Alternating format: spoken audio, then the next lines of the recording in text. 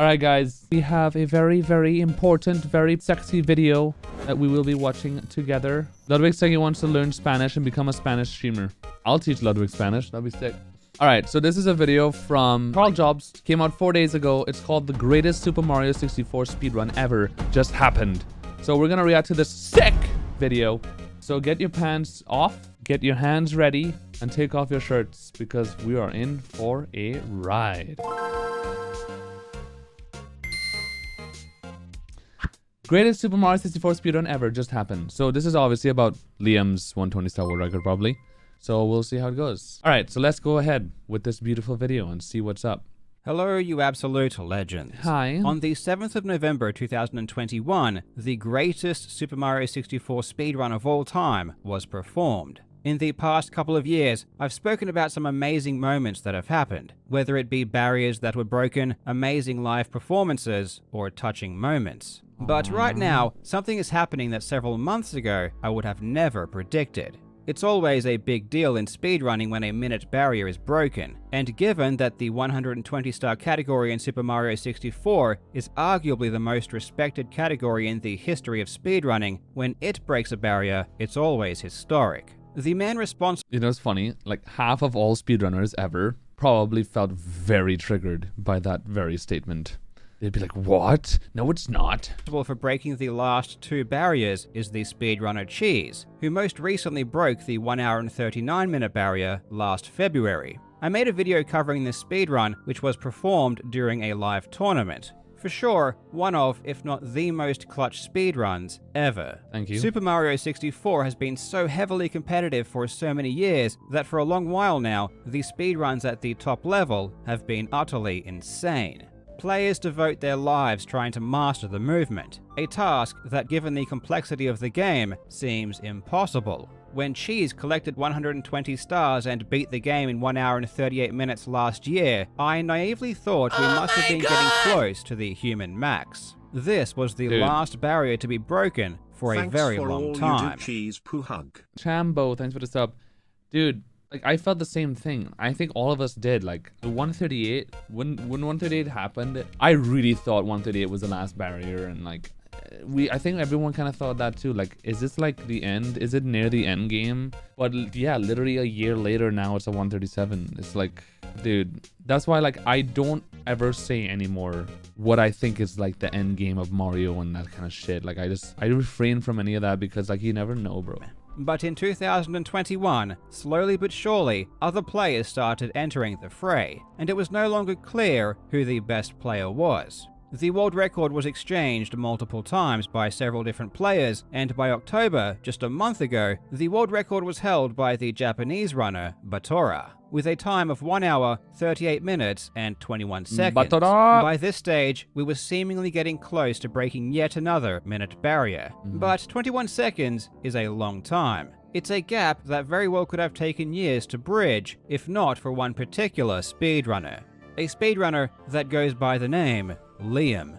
Liam's career has been relatively short, beginning around 4 years ago. I wish Liam would stream with this lighting and this close up. Look how good it looks. And now he's just like, nope, lights off now. 120 star speedrunning is only just a baby. Liam's progression, however, was extremely rapid, and in April of 2020, he even briefly held the 120 star world record with a time of 1 hour, 38 minutes, and 43 seconds. But after achieving what is considered the pinnacle of speedrunning, Liam disappeared. One of the most promising players of all time simply vanished, and wouldn't return until the end of August 2021. No one's exactly sure where Liam went, but one thing's for certain. When he returned, he was a changed man. He had seemingly leveled up his play beyond anything anyone had ever seen, leading some to speculate that while he was away, he had made a deal with the devil in exchange for inhuman abilities. Within 2 months, he had already set a new world record, coming within 13 seconds of the 138 barrier. It really is insane. I mean, I think it's obvious he was probably playing at least like a month or something before he came back, and he's probably practicing a lot. But like, I mean, it's the golden example of breaks are good. You know what as well? After Break the Record 2020, when I got the 138, most of 2020, I took a break from Mario, as you guys know. I didn't stream Mario from like March until December of 2020. I came back, and within a month, I got the world record again as well. I PB'd by 30 seconds. It was the same thing. Same example. This final time is deceptive, however, because by the time he had gotten to the final fight with Bowser, he was easily on pace for a 137. Nerves and a few costly mistakes would prevent him from breaking it on that particular occasion, though.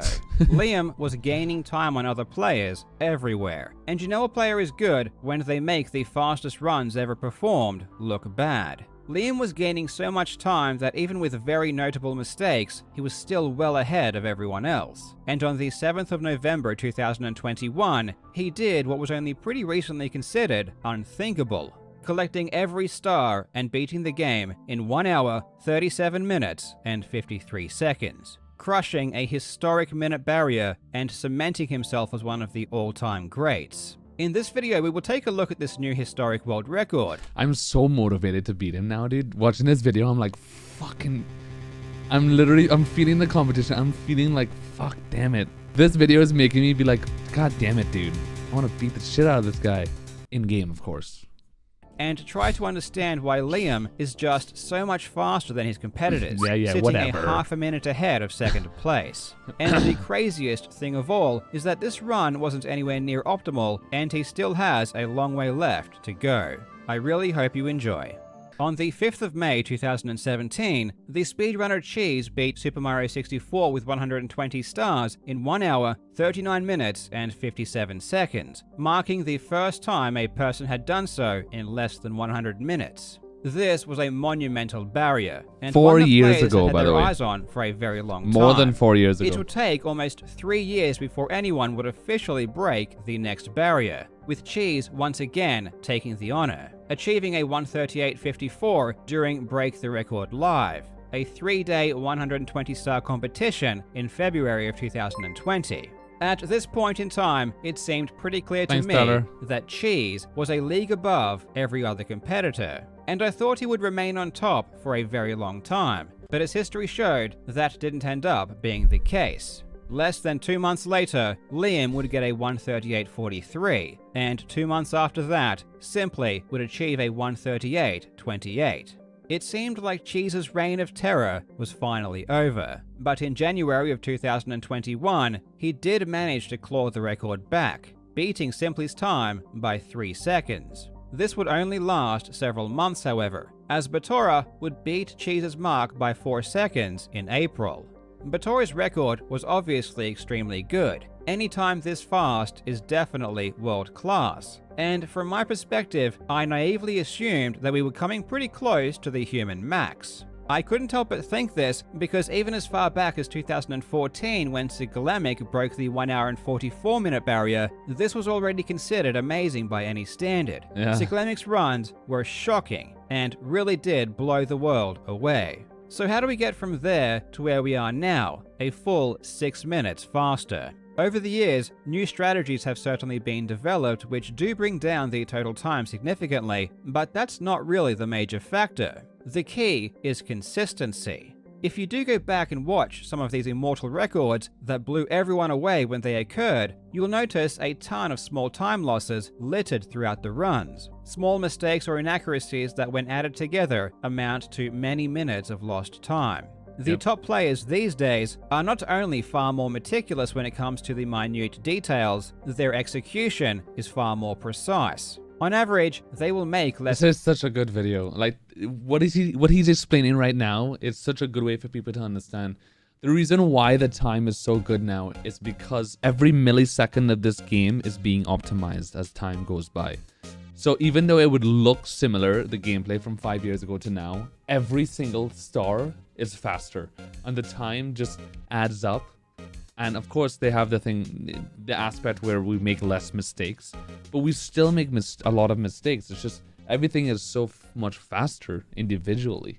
Mistakes throughout a run, and consistency isn't just about the immediate time save either. Consistency allows a player to do something that is critical. Consistent players can implement more difficult, riskier strategies. The cold hard truth is that the current 120-star world record is far from what is possible. Not necessarily because players are bad, but more because players don't always use the fastest strategies. We're pretty fucking There bad. are many strategies and techniques that are faster than what players use, but the consistency for executing them is too low for them to be considered. The problem is that Super Mario 64 is such a complex game when it comes to movement, and the 120-star category is such a long speedrun that you will never get a perfect run. At the end of the day, the player with the best time will be the one that used both relatively quick strategies and also made the least mistakes. And even the most... And he forgot to mention RNG. RNG is a very big factor now. Like, I have lost world record pace runs from just having awful RNG, like upstairs. And especially since the time is getting better and better, faster and faster, RNG is playing a really big factor now. Having bad SSL 100 coin RNG and HMC 100 coin RNG, and then having like bad SL RNG and bad THI RNG, those 4 stages alone could lose you 25 to 30 seconds easily. It's like, it really matters now. Recent records are plagued BOB with errors, is another big one. But again, it's not because the players are bad, it's just because the game is so difficult that this comes with the territory. To illustrate this, we can look at 2 particular strategies. The first is the star Navigate the Toxic Maze in Hazy Maze Cave. This star isn't too far away from the beginning of the stage, but our access is cut off by a thin wall. The intended way to reach this star is by taking a lengthy detour around the stage and riding an elevator up to the room where it resides. Of course, even when speedrunners do this, they do it in a more creative way than what the designers intended. But still, it's a lengthy journey. However, you can get through the wall blocking access to the star if you have enough speed. And you can attain this speed by performing backwards long jumps on a nearby elevator. The strategy is difficult and precise, and if you fail, you lose a ton of time because you have to wait for the elevator to go back down before trying again. If you do It would have been so funny if right after he showed this strat, he would just put in the clip of me ripping my shirt after doing this star. I really wish he did it. Pull it off though, it's around a 6-second time save. So the question becomes, is it worth the risk of potentially ending a speedrun to gain a handful of seconds? When Simply and Chi set new records with a 138.28 and 138.25 respectively, they chose not to do the backwards long jump. And ironically, Simply ended up making a mistake when using the slower strategy, so ultimately ended up losing even more time. About 12 when seconds, Batora yeah. achieved his record of 138.21, he did use the backwards long jump, giving himself a huge edge. Because he's Japanese, These days- and Japanese players are insane at BLJs for some reason. Most of the top players do use the more difficult strategy, but some still choose the safer route. Another advanced strategy is called the Wilco clip, which is where players use backwards long jumps to get through I cannot believe he just said Wilco clip. No. It's over, guys. That's it. Until 2045, this is the Wilco clip now. 50-star door. You would be well aware of this glitch already. This is cancer. This shit, I can't fucking believe that people are doing this stupid strat. I hate speedrunners for doing this shit. Mostly Liam, because Liam is the one who's doing it and really pushing it. And I can't believe this is a strat now. Ready if you've ever seen Super Mario 64 speedruns before, although you don't usually see this one in 120 star. In the shorter categories, I mean, this trick is just the 50-star door BLJ. That's what people call it. The 50-star door BLJ or the 50-door BLJ. Like 16 star, you need to perform this clip to finish the game, because you don't have enough stars to open the door. That was so fast. But in 120 star, you do have enough stars, so you can simply open it up the normal way. However, it ends up being faster if you use backwards long jumps, because you can skip the animation that plays if you use stars to open it. The only problem is that the stairs leading up to the door are really short, making this clip notoriously difficult to perform quickly. It really saves a lot of time. Generally, speedrunners end up going back down the stairs several times. It saves so much time. Like, it's like... But like, I can't see myself ever doing this. I don't think I'll ever do this strat. Before they manage to get enough speed. In order for this clip to be faster, you need to execute it first try, and if you don't, all you've done is lost time. Yep. But if you do it well, you can save around 8 seconds. Of the Even Tagos do. current top 10 fastest 120 star times, 6 chose to use the Hazy Maze backwards long jump, and 2 used the Wilco clip. And of those, only one person implemented both. Oh my and god. That was perfect Liam. too. That was so perfect. Over the years, I've seen the different personalities of players expressed in the way they choose the strategies they use. Some play very consistently and opt for the safer routes, while others favor an all-or-nothing mentality. Though the speedrunner Liam is the first person I've seen be able to capture the full essence of both. Liam generally chooses more optimal but more difficult strategies. It's not always the case, and we aren't yet at a place where someone can use all of the best strategies, but compared to other players, he definitely chooses more advanced options. And yet, he is still exceptionally consistent, which historically doesn't really make sense. It's this blend of speed and consistency that gives Liam a massive edge over the competition, and despite only returning for a couple of months, this advantage became crystal clear when on the 9th of October he set a new world record with a time of 1:38:13. The crazy thing about this run though is that when he entered the final Bowser fight, he was on pace for a 1:37.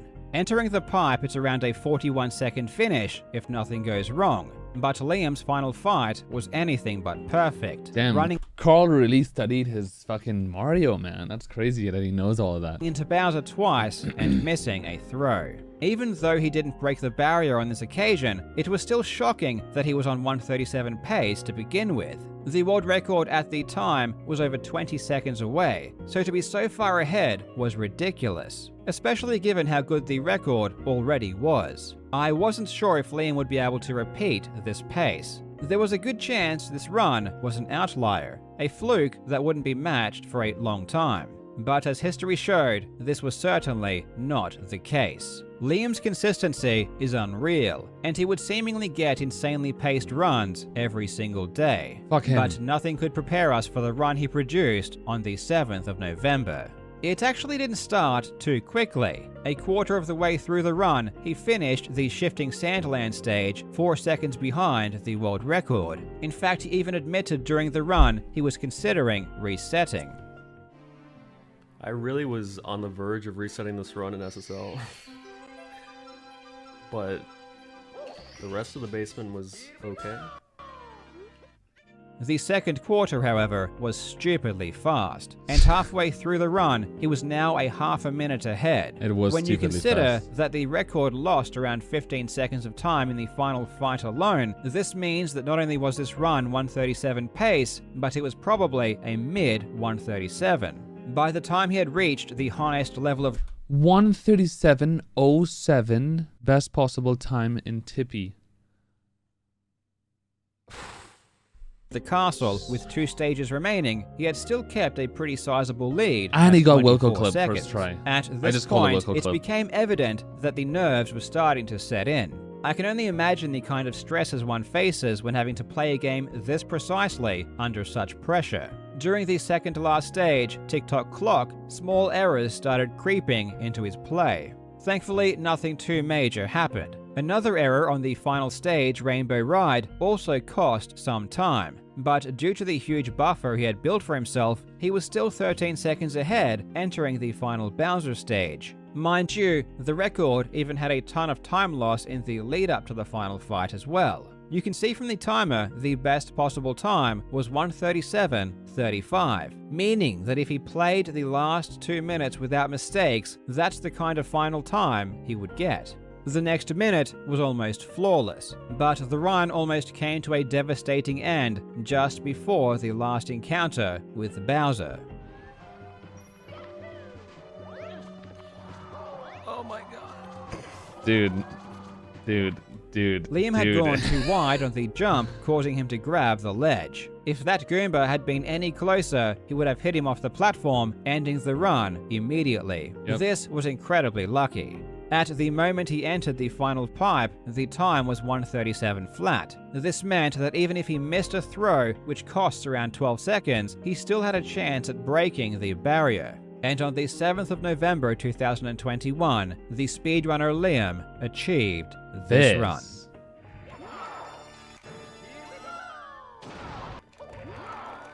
Didn't he miss a throw? Ah, dude, this is crazy. Okay, it's fine. How do you go so fast?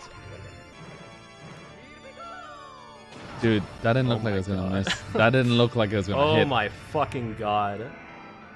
No, dude. No. Dude, what? Oh my god.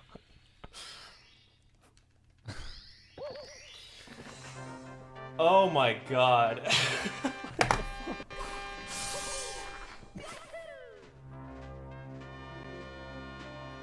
Oh, Jesus Christ, dude. My heart is like... Wilco clip should be banned. I just but got a 137. Insane. Just like, it's just the A pace. monumental speedrun, and one that places Liam in the history books of speedrunning forever. As legendary Super Mario 64 speedrunner Cheese tweeted, a new era has begun. We are still very far away from the human potential in this game. There are still a ton of strategies players could integrate into the run to save. That's even me, more time. guys. It's just a question of who will have the skill, the patience, and the will to make it happen. As always, thank you so much for watching, you legends. I hope you're having a fantastic day, Crazy. and I will see you in the next video. Liam is daddy from Mario 64. He's the daddy right now. But I need to be the daddy again. Like, that's my mission, man. That's what we have to do. But like, he really is just crazy. It's just the Wilco clip. I don't know. I don't know how I would feel about that. But like, it's the consistency, the strats, but mostly the consistency, because the strats, I am doing the good strats. I've improved all of my strats. I'm gonna save so much time with the strats I'm doing now, but I need to build the consistency again. It's a process. And then the Wilco clip and the Toxic Maze BLJ alone, those two things are saving him about 15 seconds. The Wilco clip alone, the way that he got it in the world record, that was perfect. That saves like 7 to 8 seconds alone. And then the Toxic Maze BLJ is 6 to 7 seconds. That's 15 seconds. That's a huge time save. I'm gonna start doing Toxic Maze BLJ now. I'm so scared about it, but I'm gonna start doing it. But the Wilco clip, I don't see myself doing that. That one, I'm gonna have to work with those 8 seconds, man, and see what happens. But I don't think I'm gonna do that one, man. I'm not gonna lie. All right, guys, I want to thank you for such an amazing stream. I love you very much. I go see you soon, and ting boy. Kisses and love.